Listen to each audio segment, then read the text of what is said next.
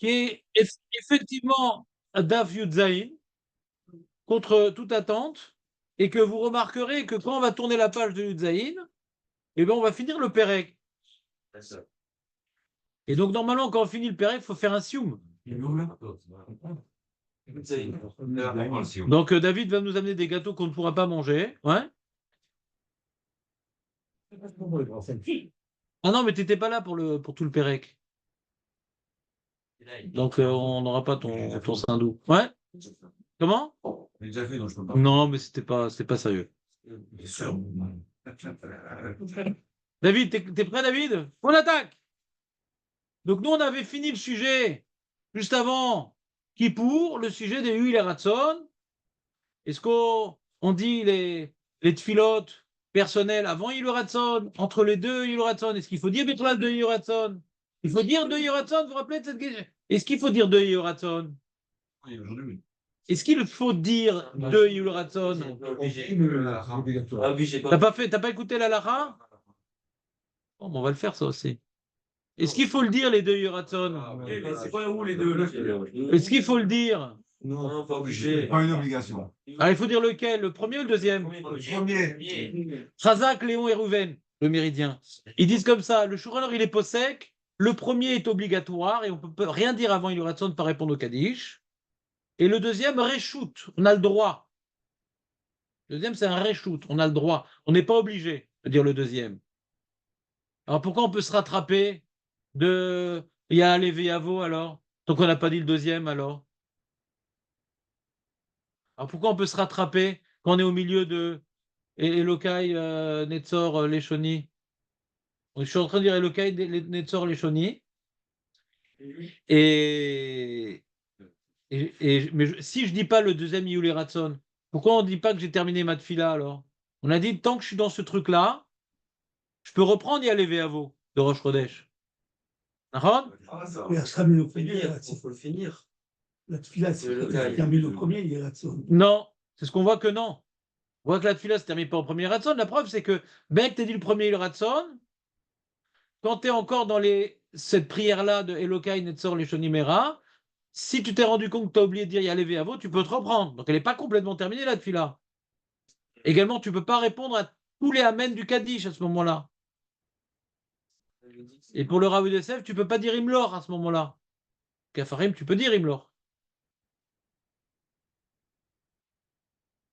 Et pourtant, je n'ai pas dit le deuxième Ratson. Puisque je ne dis pas le deuxième Ratson, pourquoi on ne dit pas que ma tfila n'est pas terminée déjà? Alors pourquoi maintenant je peux reprendre les trucs que j'ai oubliés à ce moment-là? Non, j'ai fait le premier Ratson et je dis Elokai Netzor. Tant que je n'ai pas fini ce texte-là, je peux me rattraper. Pourquoi, je demande? On n'a pas reculé, Rav. On n'a pas reculé. C'est une continuité. Non, reculer, ça marche pas, non? C'est une continuité de la Mida. On n'a pas encore fini ta prière encore. Pourquoi? Parce qu'on a l'habitude. La Gemara l'a dit parce qu'on a l'habitude.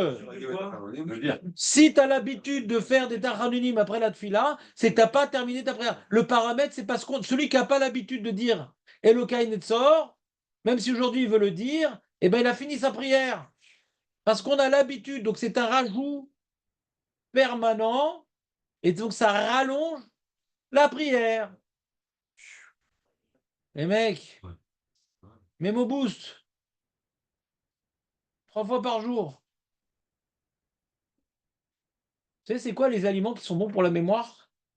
La révision. Il y a la révision. Mais en termes d'aliments, qu'est-ce que c'est comme aliment? On a la noix, Les poissons, les sardines. et la grenade. Et vous remarquerez qu'Hachem fait bien les choses, parce que ça ressemble à un cerveau, une noix. Vous avez vu une noix un peu comment c'est? Exactement. Et la grenade aussi, quand tu ça ressemble à un cerveau. Et beaucoup plus frais. Ouais. Et vous savez ce qui fait pousser les cheveux? Ben, la noix de coco, forcément. Et tu auras des cheveux un peu de singe comme ça. Ouais. Bon, les amis, ben, un peu d'ambiance quand même, ça va. Si déjà Kippour, j'ai fait des blagues. Non. C'est bon? Donc les noix, la grenade, et Dan, il rajoute un paramètre qui n'est pas indéniable, réviser. Il dit, mais Raph, je ne peux pas réviser, Raph. J'ai une femme, j'ai des enfants, j'ai une famille. Alors, je me connais. Je te souhaite d'avoir des enfants en bas âge très longtemps pour avoir cet alibi. Donc, les amis, on attaque. Donc, c'était une petite question juste pour mettre en confiance que bon, Hachem, on a bien étudié, on s'est tout rappelé. Donc, Mara Dafyud Zain. Rav Shechet, on est dans les lignes intermédiaires. Yud Zain Amoud Aleph, ligne intermédiaire 1, 2, 3, 4, 5, 6, 7, 8, 9, 10. 10. Tu commences de là et tu descends 10. Et tu vois, incroyable, Rav Shechet qui parle. Rav Shechet qui parle, qui n'était pas tunisien bien sûr. Rav Shechet qui avait Yativ. Lorsqu'il était Yoshev. Donc on a fini les petites prières qu'on faisait à la fin de la Hamida. On a fini. Avec le marbré. Tu te rappelles le marbré, Reuven?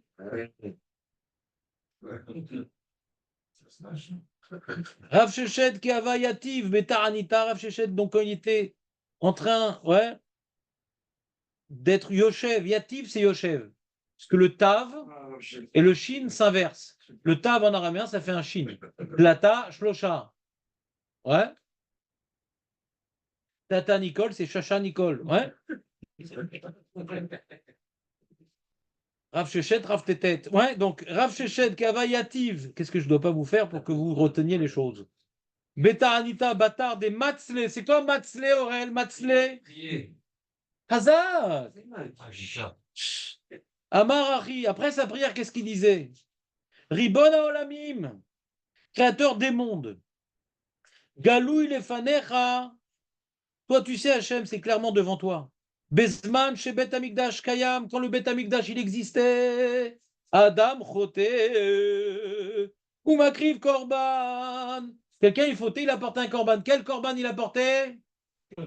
Khatat ou Hacham. On parle pas du korban Ola. Non. Quoi, tu connais pas la différence? Non, on l'a expliqué ça plein de fois. Non, les mecs, je vais pas vous le faire quand même. Jonathan rappelle la différence entre Ola et Khatat. Tu sais que, par exemple, dans le petit livre que je vous donnais pour, quand on dit maintenant Al-Khataim chez Khatanu Ola, j'expliquais le truc. Un peu. Pas beaucoup, mais un peu. Même Chasmer, je crois qu'ils ont expliqué, même Chasmer. Alors, c'est quoi? Hacham et Khatat, c'est des fautes différentes. Khatat, c'est si Bémézid, j'avais fait, ça aurait été Karet. Alors, Béchogeg, c'est Khatat. Shabbat, on apporte un Khatat. Hacham, c'est d'autres fautes. Hacham Xelot, Hacham Regla Haroufa, Hacham. Pas Hacham. Chifra, mais. Voilà. Et on a. Ça, c'est par rapport à des fautes précises. Hacham. Et général Karet, c'est Khatat. Ola, ça peut être plein de choses, un korban Ola. Plein de choses. Ola, c'est un korban qui, par définition, est entièrement consumé. Il est entièrement consumé. C'est faute, quand même. Mais il y a le Ola Tamid qui est un korban Sibour. Ola Nedava, Ola Tamid, c'est on fait nous la paracha tous les matins. Le korban, c'est un Ola Tamid.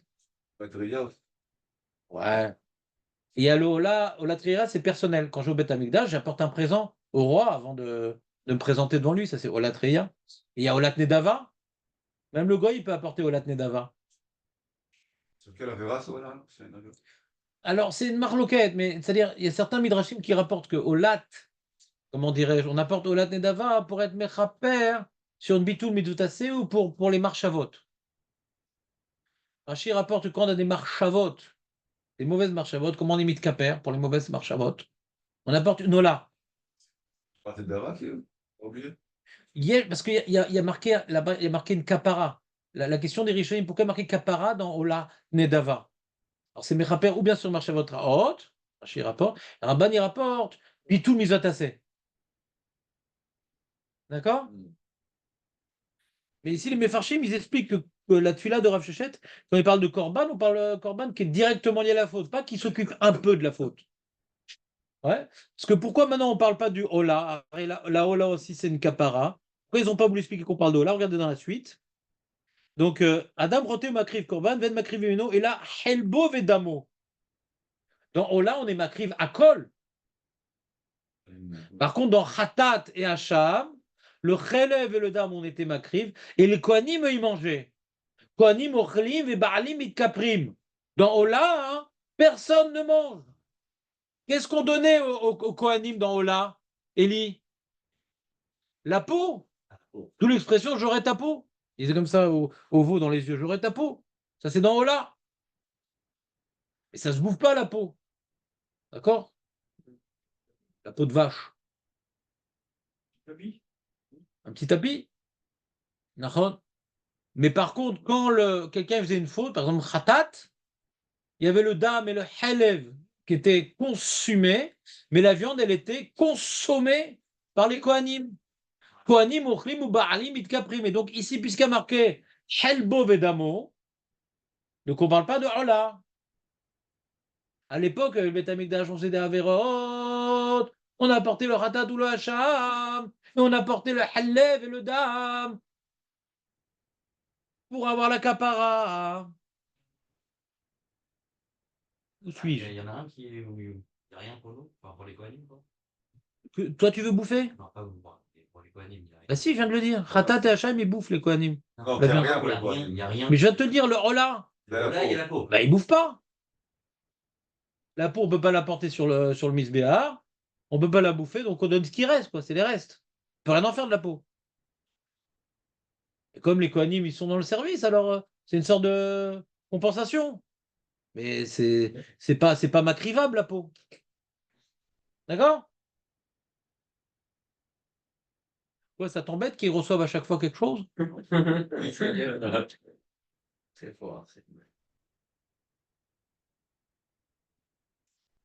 J'ai perdu la ligne à chaque fois, il me déconcentre. On dit Ali. Caperlo. Une seconde. Mitkaperlo. Vershav. Yashavti betanit. Venitaet helbi. Shlomo. Oui. Qu'est-ce que t'es mince après le jeûne? C'est incroyable. Nitmet helbi. Vedami. La graisse, Léon, la graisse. Pas la graisse antique, celle que tu n'arrives pas à te débarrasser. La graisse. La graisse, la masse adipeuse, pour qu'il n'y ait pas de sous-entendu. La masse adipeuse, elle est diminuée par le jeûne normalement. D'accord? Et le dam aussi, vous savez que quand maintenant on jeûne, on ne boit pas, donc il y a moins de sang aussi. Quand on fait une prise de sang, il faut boire un peu tout ça. Non, vous savez pas tout ça? C'est l'agent, non? Ah, il est l'agent. Oui, mais il faut boire de l'eau. Non, il est avant. C'est bon. Non, oui aussi. Ouais. Bon, Mais pas 2 heures On avant. se raconte. Regarde, de l'autre. Quand tu fais une prise de sang, ça c'est quand tu fais une opération, ça. Et quand une prise de sang, on boit, bien sûr qu'on boit. Monsieur Atlan, on boit quand. Monsieur Atlan, Oui, on boit avant une prise de sang. du rouge. On boit de l'eau. Nous on mange aussi. Non, on ne mange pas, il y a des prises de sang, on ne mange pas. Même un café sans sucre, on peut. Une prise de sang Non, par sans 300 sucre. 300 grammes Sans dans sucre. Non, Un tu café veux sans pas. sucre. Ah, mais monsieur Atlan a une coula, il dit Non, quand c'est on fait pas une prise de sang. Je connais hein, depuis des années. Mais je sais, mais s'il le dit, c'est vrai. Ouais, c'est pas une invention atlantique. Il dit que 300, il dit qu'on peut manger 300 grammes. Manger 300 grammes. Ouais, on a le droit jusqu'à 300 grammes. Non, c'est pas que j'en ai droit. Si on perd 300 grammes de sang, il faut manger derrière. Ah, après, nous je parlais d'avant. C'est ça, sandwich. Ah, j'ai eu peur d'avoir jeûné pour rien. Iratson, Milevanera, Chelbi, Vedami. T'as vu, c'est au singulier, mais. Chez Nitmaet. Keilou, Ikravtiv, Levanera, Gaba Misbear, Veterzeni. Donc on dit maintenant la graisse qui s'est diminuée, David. Et moi-même, regarde, Grèce. Sous côte. Je vais faire un petit voyage en Grèce après sous côte. Ouais. La graisse et le sang qui a été diminué à cause du jeûne, ou grâce au jeûne, ça dépend comment on le regarde, eh bien, prends-le comme si que j'apportais un corban. Voilà, c'est nous-mêmes, pourtant, nous les juifs, on n'est pas des incas. On a la souka, mais on n'a pas l'inca. Ouais. Nous les juifs, on n'apporte pas les hommes en corban. Le corban, c'est Keilou.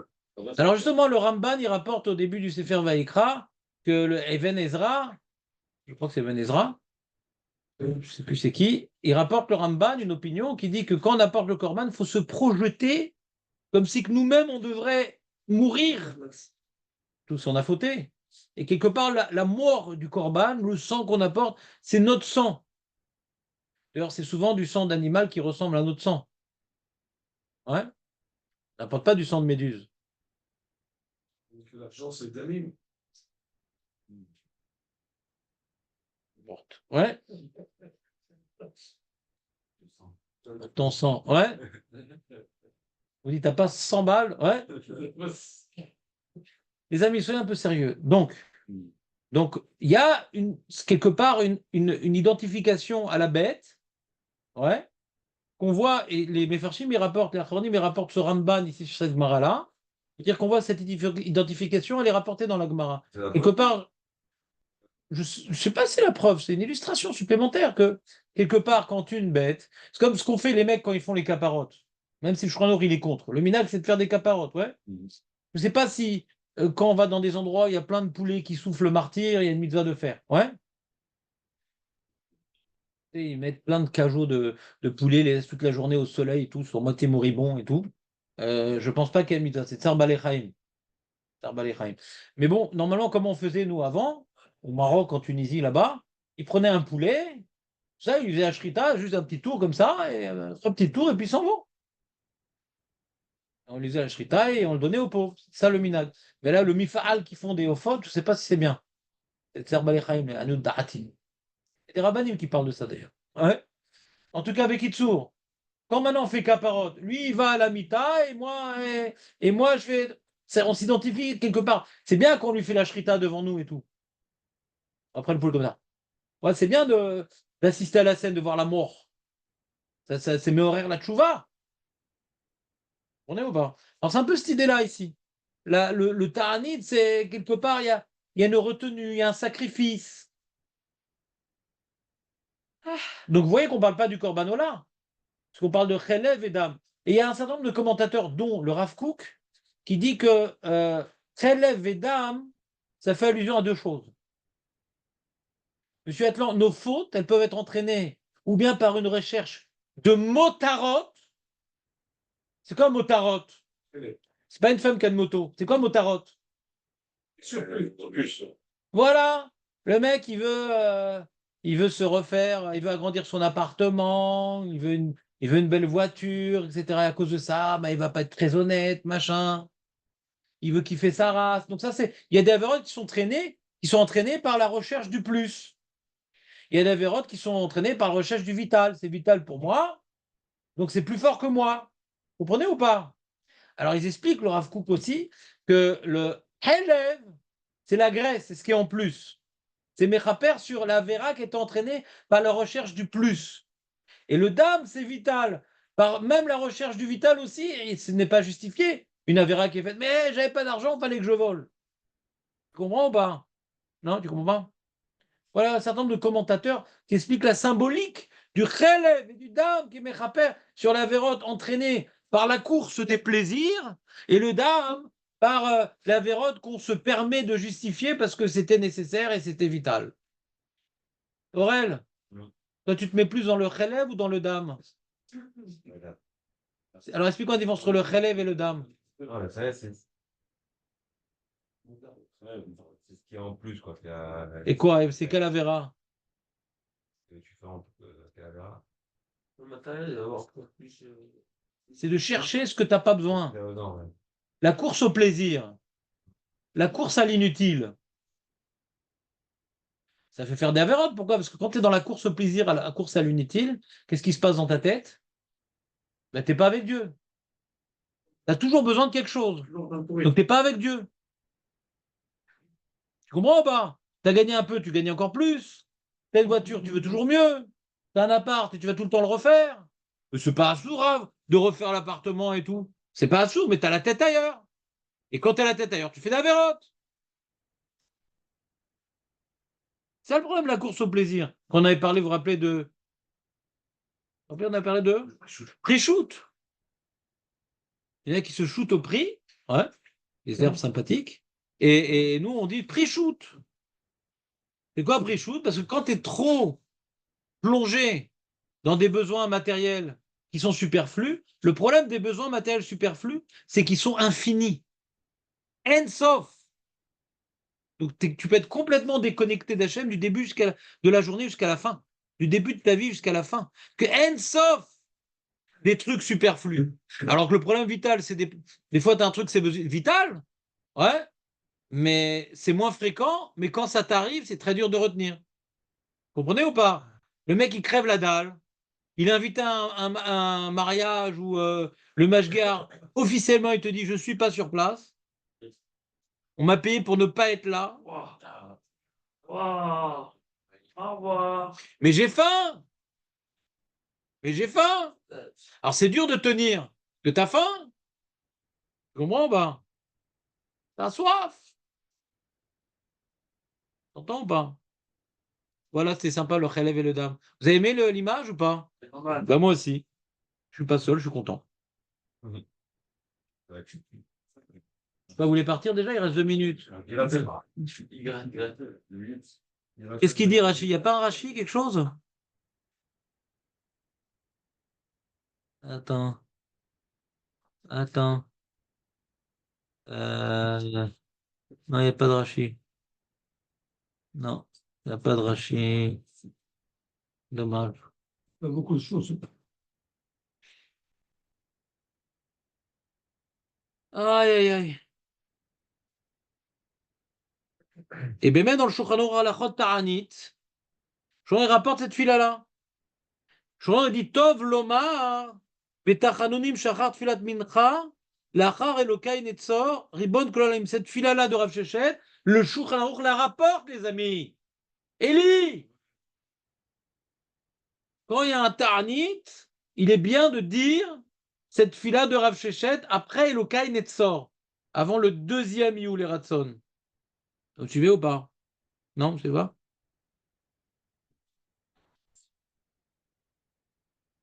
Voilà.